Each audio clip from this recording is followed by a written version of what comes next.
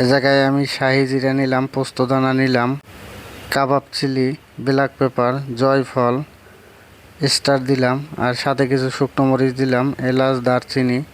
এটাকে আমি ব্লেন্ড করে নিব। তারপরে এ জায়গায় আমি দিয়ে দিলাম প্রথমে টক দই, তারপরে দিলাম আদা রসুন বাটা, তারপরে দিলাম সরিষার তেল। দেওয়ার পরে এটাকে সুন্দর করে মিক্স করে নিব।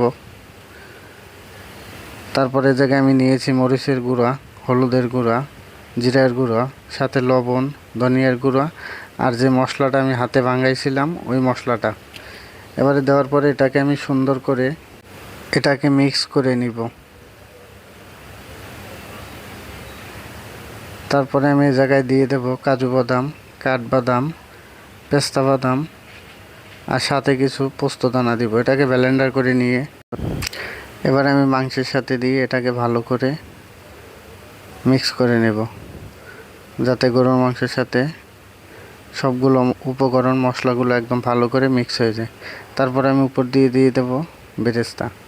দেওয়ার পরে এটা আমি 2 ঘন্টা রেস্ট রেখে দেব। তারপরে জায়গায় আমি এটা করার ভিতরে তেল নিলাম, সরিষার তেল।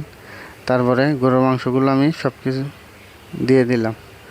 দেওয়ার পরে এটা হালকা হিটে আমি প্রায় 10 থেকে 15 মিনিট ভালো করে কষিয়ে নেব।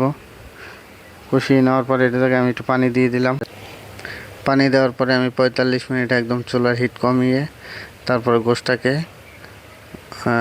একদম রেডি করে নিব। এবার আমার গোশটা হয়ে গেছে, এখন আমি নামিয়ে নেব। আপনারাও চাইলে ট্রাই করতে পারেন বিফ চাপ। এটা খুব সুন্দর একটা রেসিপি।